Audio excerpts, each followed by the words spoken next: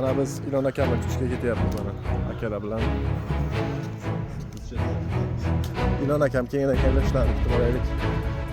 Ilon akam hozir mana ikkinchi komanda Ilon akamni kutishga tayyormisizlar? Ilon akam kelayotgan ekanlar. Ilon akamni kutishga tayyormisiz? Barakalloh. Mana hamma jamoa bu yoq Ilon akamni spesnazlari